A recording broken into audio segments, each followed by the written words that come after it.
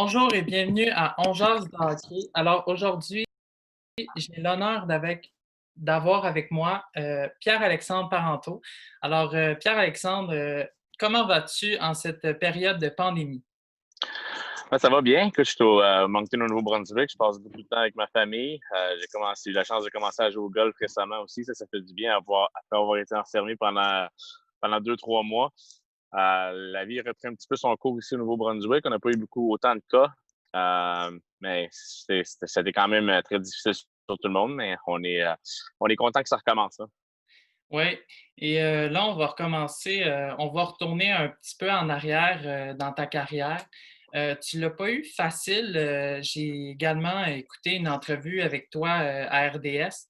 Tu l'as pas eu facile dans ton parcours avant d'atteindre la Ligue nationale, mais malgré les embûches, tu as réussi à arriver à ton rêve. Selon toi, quelle a été ton embûche qui a été la plus difficile, mais malgré que tu as réussi à te rendre à tes rêves?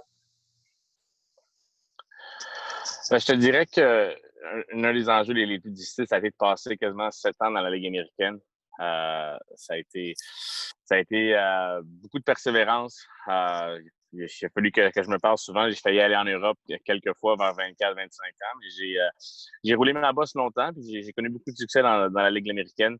Mais ça m'a pris du temps avant d'avoir ma chance, puis j'ai su être patient. Puis ça, comme tu as dit, ça l'a rapporté après quelques années. Oui. Également, tu as été repêché à Moncton, comme troisième choix au repêchage.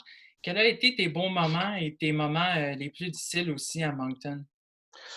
Écoute, j'ai pas été ici longtemps. J'ai juste joué 3 mois. Après, je me suis fait échanger à Chicoutimi, mais je garde des bons souvenirs. J'ai rencontré ma femme ici dans ces 3 mois-là. Je suis ici aujourd'hui, fait que je regarde. Je pense que ça a été assez bien pour moi à ce niveau-là. Mais quand je pense à Moncton, c'est juste 3 mois de hockey. C'est assez vague les souvenirs que j'ai. J'étais très jeune. Je me souviens que c'est la première fois que je quittais la maison familiale. Mhm. Donc, ça a été vraiment difficile à 17 ans, ça. Je me souviens de ça.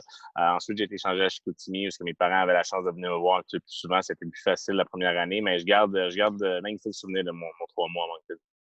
Aussi, tu expliques dans le repêchage à RDS comme quoi ton père a été beaucoup une influence. Qu'est-ce qui a influencé ton père exactement dans ton hockey? Ben, mon père, c'est un joueur de hockey lui-même. C'est un joueur qui a connu beaucoup de succès au niveau junior, universitaire. C'est un gars qui avait beaucoup de talent. C'est un gars que je regardais de haut quand j'étais plus jeune. Puis tous mes amis me disaient comment que mon père était bon. Moi, j'avais jamais eu la chance de le voir évoluer, mais puis je voulais absolument être aussi bon que lui, puis connaître autant de succès. Puis je voulais être un bon joueur de hockey. Puis mon père m'a toujours motivé. Il m'a toujours dit la vérité. Il m'a jamais bullshité, comme on dit un peu, quand ça vient à mes performances. Puis je pense que ça m'a beaucoup aidé aussi dans ma carrière. C'est quelqu'un d'honnête, puis il me disait les vraies affaires, puis je le remercie pour ça aujourd'hui. Parfait. Aussi, ensuite, après Moncton, tu as été échangé à Chicoutimi. Comment ça a été ton expérience, à Chicoutimi? Écoute, ça a été les 2 des plus belles années de ma vie. Je suis allé rejoindre un de mes bons amis d'enfance, Pierre-Marc Bouchard, qui dominait la Ligue junior majeure du Québec à 16 ans. Moi, j'avais 17 ans. Puis on a eu du fun pendant 2 ans et demi. Ça a été incroyable. Même que quand lui a fait l'équipe à 18 ans au Minnesota, moi, j'ai joué une autre saison après à 19 ans à Chicoutimi. Puis c'est là que j'ai connu ma meilleure saison. J'ai eu la chance d'évoluer au championnat mondial junior aussi cette année-là avec lui, justement, qui était descendu du Minnesota juste pour le tournoi. Ça a été je garde des souvenirs exceptionnels, que ce soit ma pension, les amis que je me suis fait là-bas ou l'école de la vie que j'ai appris à Chicoutimi. Ça a été des années magiques pour moi. Oui, et on sait aussi que là, on va aller dans la Ligue nationale. Tu as joué dans plusieurs formations dans la Ligue nationale. Dis-moi, laquelle finit dans tes préférences la grande gagnante? Et si tu avais aussi un moment marquant que tu pourrais nous mentionner dans chaque équipe, qu'est-ce que ce serait?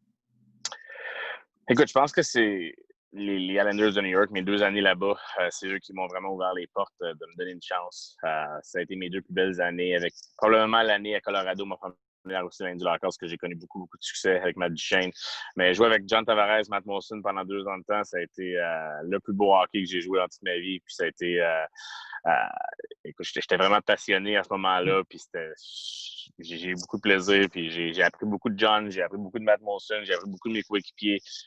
J'adorais mon coach aussi, c'était Jack Capuano qui était mon coach avec les Islanders. Donc, ça a été de loin mes 2 plus belles années de hockey, même même mes années à Chicoutimi n'ont pas surpassé ça. OK. Quand avez-vous, quand tu as su que le Canadien t'a appelé pour te dire que tu étais dans la formation, quelle a été ta première réaction et aussi où étais-tu quand tu as su la nouvelle? J'étais sur le terrain de golf ici à Moncton. Je vais toujours m'en souvenir. J'ai sauté de joie. J'ai appelé mon père tout de suite. C'était comme un rêve. Je savais que je m'embarquais dans beaucoup de pression et que ça allait être difficile, mais en tant que jeune Québécois, je pense que tout ça, ça me dérangeait pas du tout dans ce moment-là, quand j'ai su que je m'en venais à Montréal pour jouer une saison avec eux autres ou pour plus longtemps. Mais euh, ça a été un moment magique. Juste, j'étais 10 minutes là, tout appelé mes chums, personne ne me croyait. J'ai dit, regardez les nouvelles, les gars, je vous dis, je m'en viens à Montréal. Puis, je vais même si ça a été une année difficile pour moi, probablement la plus difficile de toute ma carrière, parce que j'ai eu le moins de succès, parce que ça a été le plus tough, parce que je me suis blessé beaucoup. Ouais. C'est quand même, je garde des souvenirs incroyables pareil. Il n'y a pas grand jeune Québécois qui peut dire qu'ils ont enfilé le chandail du Canadien. Puis c'est quelque chose que je me souviens toute ma vie. Oui, ça c'est sûr. Puis c'est clair, c'est pas évident de jouer à Montréal de toute manière. On sait que, on va pas se le cacher, c'est la ville qui est comme Toronto, c'est une ville qui est beaucoup demandante. Oui. Alors maintenant, j'ai deux questions. J'avais plusieurs fans de ma page On jase de hockey qui voulaient avoir des questions. J'en ai choisi deux. Alors, on va commencer avec Adam Michaud qui te demande est-ce que tu aurais préféré rester plus longtemps avec le Canadien de Montréal?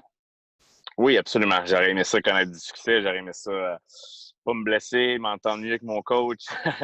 Toutes ces choses-là, c'est sûr que j'aurais aimé ça que ça fonctionne. Il n'y a aucun doute là-dessus. C'est pas.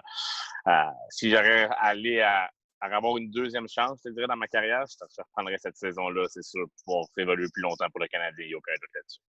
Parfait. Alors maintenant, on va enchaîner avec Émile Carrière qui demande quel est ton meilleur moment en carrière? Mon meilleur moment en carrière.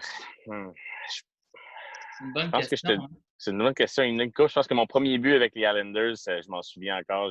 J'ai la photo chez nous. Je me souviens de tout le déroulement du jeu. Ça, c'est dur à battre ton premier but dans la Ligue nationale. C'est tout un feeling. Mais je te dirais que je vais te surprendre un peu ici. Je pense qu'évoluer pour l'équipe championnat canadienne junior en 2003, c'était un rêve que j'avais depuis que j'avais 5 ans. Je regardais ça religieusement à la télé dans le temps des fêtes. Puis OK. d'avoir participé à ce tournoi-là, j'ai connu du succès aussi. Ça a bien été. On a perdu en finale contre les Russes, mais je te dirais que ça a probablement été mon plus beau moment de hockey, ça, all around. Oui. Parfait. Alors, je voulais savoir aussi qui sont tes idoles de jeunesse? Écoute, j'ai Mario Lemieux, sans aucun doute. Là, c'est de loin. C'est un droitier comme moi. Je l'ai regardé jouer toute sa carrière quand il a fait son retour au jeu contre les Leafs. Après 2 ou 3 ans d'absence, je pense qu'il a fait 3 points. Ça a été un moment vraiment marquant pour moi. Ça m'a vraiment motivé. Justement, je me souviens de quand ça s'est arrivé. C'était en l'an 2000. Puis j'étais à Moncton. Je commençais ma carrière. Ouais. Puis ça a été vraiment un de mes seuls idoles, je te dirais, que c'est au hockey, ça a été Mario Lemieux. J'adorais Steve Eisenman aussi dans les années 90 quand j'étais pas trop vieux. Ouais. OK.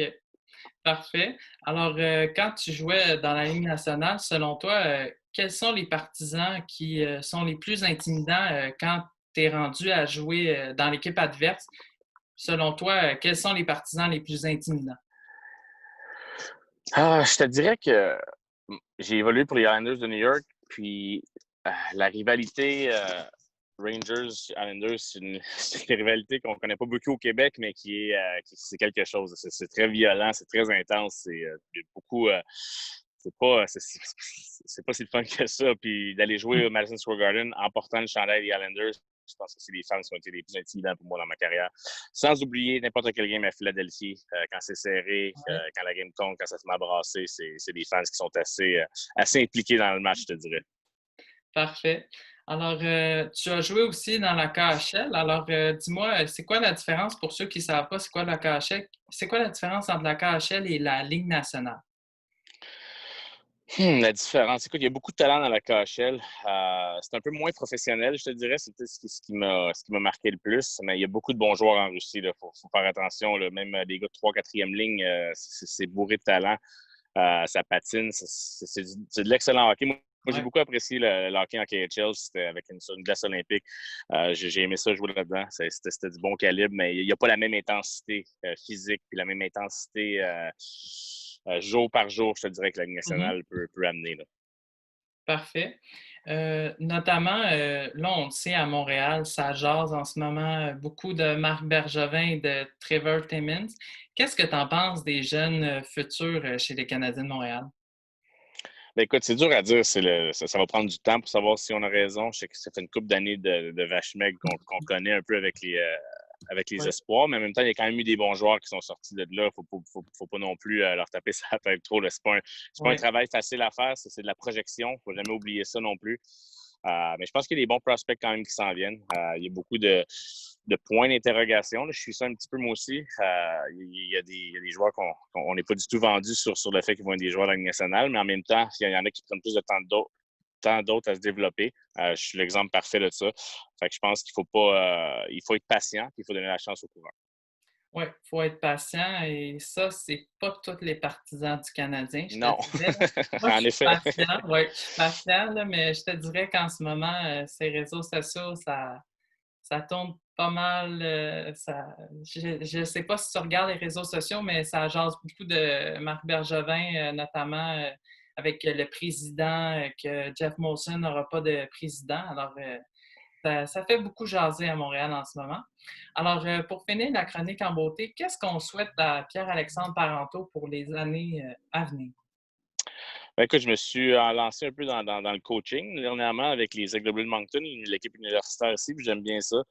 Mais je suis pas pressé de faire carrière là-dedans non plus. Je fais ça un peu pour passer le temps, mais j'ai pogné la piqûre, je te dirais, l'an dernier. J'aime vraiment coacher, puis j'aime vraiment enseigner aux jeunes, puis montrer mon savoir-faire. J'aime ça partager ça. Puis, ouais, peut-être une carrière de coach, puis juste être heureux avec ma famille, puis mon petit garçon, ma petite fille, ouais. Pierre-Alexandre, merci beaucoup. Ça fait plaisir, Zachary.